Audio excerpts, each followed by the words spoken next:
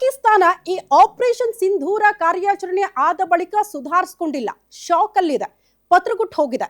ಏನಾಗಬಹುದು ಅನ್ನುವಂಥ ಆತಂಕದಲ್ಲೇ ಇದೆ. ಈ ಹೊತ್ತಲ್ಲೇ ಮತ್ತೊಂದು ಸ್ಫೋಟ ಸಂಭವಿಸಿದೆ ಪಾಕಿಸ್ತಾನದ ಲಾಹೋರ್ನಲ್ಲಿ ಅನ್ನೋದ್ರ ಡೀಟೇಲ್ಸ್ ಸದ್ಯ ಸಿಗ್ತಾ ಇದೆ. ಬಟ್ ಯಾರು ಮಾಡಿದ್ರು, ಹೇಗಾಯ್ತು, ಇನ್ನೂ ಅದ್ರ ಬಗ್ಗೆ ಕ್ಲಾರಿಟಿ ಇಲ್ಲ. ಆದ್ರೆ ಪಾಕಿಸ್ತಾನದಲ್ಲಿ ಮತ್ತೊಂದು ಸ್ಫೋಟ ಅಂತೂ ಸಂಭವಿಸಿದೆ, ಬ್ಲಾಸ್ಟ್ ಆಗಿದೆ ಅನ್ನೋದ್ರ ಡೀಟೇಲ್ಸ್ ಸಿಗ್ತಾ ಇದೆ.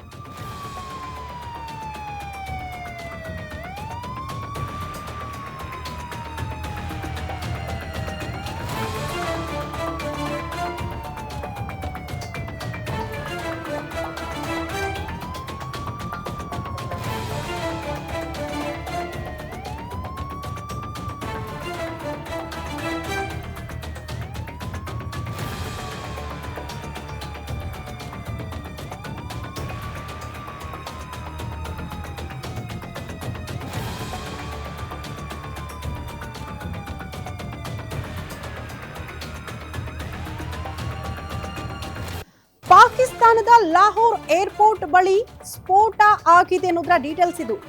ಅಲ್ಲಿನ ಸ್ಥಳೀಯರೇ ಮಾಹಿತಿ ಕೊಡ್ತಿದ್ದಾರಂತೆ. ಜೋರಾಗಿ ಶಬ್ದ ಕೇಳಿದೆ, ಸ್ಫೋಟ ಸಂಭವಿಸಿದೆ ಅಂತ. ಪಾಕಿಸ್ತಾನದಲ್ಲಿ ಮತ್ತೊಂದು ಬ್ಲಾಸ್ಟ್ ಆಗಿದೆ. ಪಾಕಿಸ್ತಾನದ ಲಾಹೋರ್ ಏರ್ಪೋರ್ಟ್ ನಲ್ಲಿ ಸ್ಫೋಟ ಆಗಿರೋದು. ಬಟ್ ಯಾರು ಮಾಡಿದ್ರು, ಹೇಗಾಯ್ತು ಅನ್ನೋದ್ರ ಬಗ್ಗೆ ಕ್ಲಾರಿಟಿ ಇಲ್ಲ. ವಾಲ್ಟನ್ ಏರ್ಫೀಲ್ಡ್ ನಲ್ಲಿ ಬ್ಲಾಸ್ಟ್ ಆಗಿರೋ ಬಗ್ಗೆ ಅಲ್ಲಿನ ಸ್ಥಳೀಯರೇ ಮಾಹಿತಿ ಕೊಟ್ಟಿದ್ದಾರೆ ಅನ್ನೋದ್ರ ಡೀಟೇಲ್ ಸಿಗ್ತಾ ಇದೆ.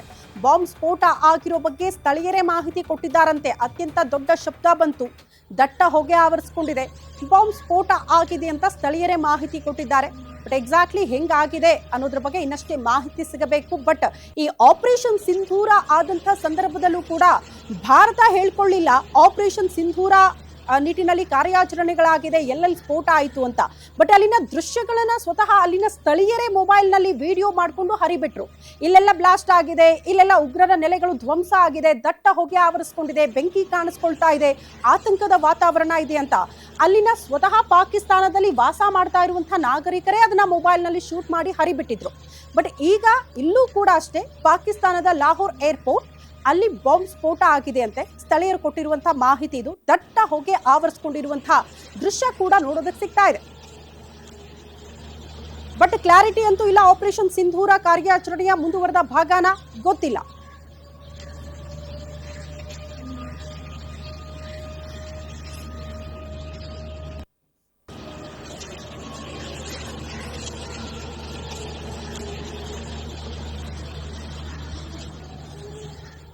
शॉट आ रहे थे, कह रहे थे रेडी स्टेडी, पता नहीं अपने मैं उठ के बाहर आया. मैं तो वैसे भी मिसाइल था.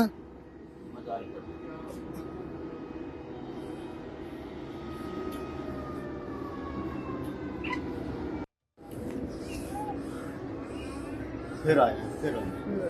अल्लाह अकबर. लो जी, इंडिया ने अटैक किया हमारे घर के बिल्कुल पास वाल्टन एयरपोर्ट पर. ये शॉट आ रहे थे, कह रहे थे रेडी स्टेडी, पता नहीं अपने मैं उठ के बाहर आया. मैं तो वैसे भी मिसाइल था.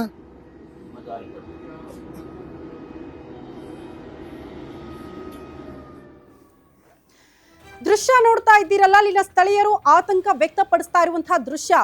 ಶಬ್ದ ಕೇಳಿಸ್ತು, ದಟ್ಟ ಹೊಗೆ ಆವರಿಸಿಕೊಂಡಿದೆ ಅಂತ ದೃಶ್ಯಗಳು ಕೂಡ ನೋಡೋದಕ್ಕೆ ಸಿಗ್ತಾ ಇದೆ.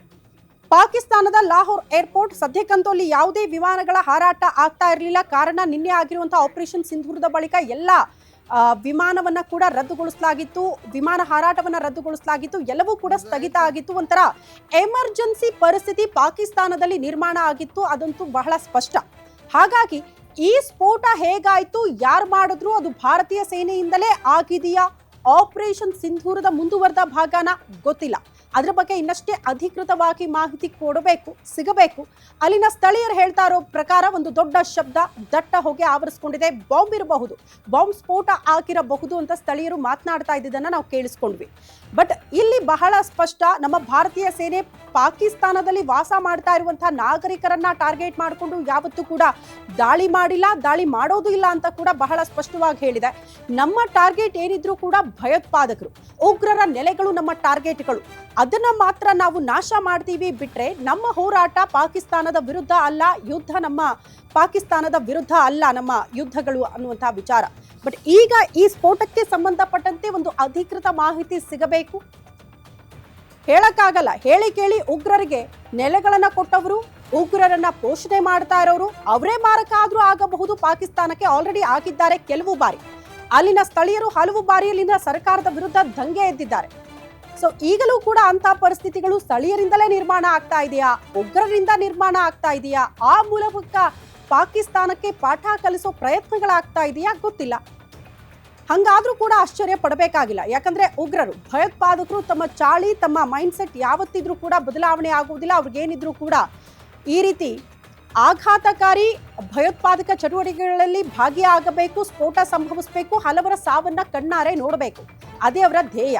ಹಾಗಾಗಿ ಯಾವ ದೇಶ ಆದ್ರೇನು, ಮೋಸ್ಟ್ಲಿ ಪಾಕಿಸ್ತಾನದ ಒಳಗಡೆ ಅವರೇ ನೆಲೆ ಕೊಟ್ಟಿರೋದು, ಅವರೇ ಪೋಷಣೆ ಮಾಡ್ತಾ ಇರುವಂತಹ ಉಗ್ರರಿಂದ ಆಗೋಯ್ತಾ ಗೊತ್ತಿಲ್ಲ. ಅದ್ರ ಬಗ್ಗೆ ಇನ್ನಷ್ಟೇ ಮಾಹಿತಿ ಸಿಗಬೇಕು. ಬಟ್ ಪಾಕಿಸ್ತಾನದ ಲಾಹೋರ್ ಏರ್ಪೋರ್ಟ್ ನಲ್ಲಿ ನೋಡೋದಕ್ಕೆ ಸಿಗ್ತಾ ಇರುವಂತಹ ದೃಶ್ಯ, ಬಾಂಬ್ ಸ್ಫೋಟ ಸಂಭವಿಸಿದೆ ಅಂತೆ. ದಟ್ಟ ಹೊಗೆ ಆವರಿಸಿಕೊಂಡಿರುವಂತಹ ದೃಶ್ಯ. ಮತ್ತೊಮ್ಮೆ ಅತಿ ದೊಡ್ಡ ಶಬ್ದ ಕೇಳಿ ಅಲ್ಲಿನ ನಾಗರಿಕರು ಬೆಚ್ಚಿ ಬಿದ್ದಿದ್ದಾರೆ ಅನ್ನೋದರ ಡೀಟೇಲ್ಸ್ ಸದ್ಯ ಸಿಗ್ತಾ ಇದೆ.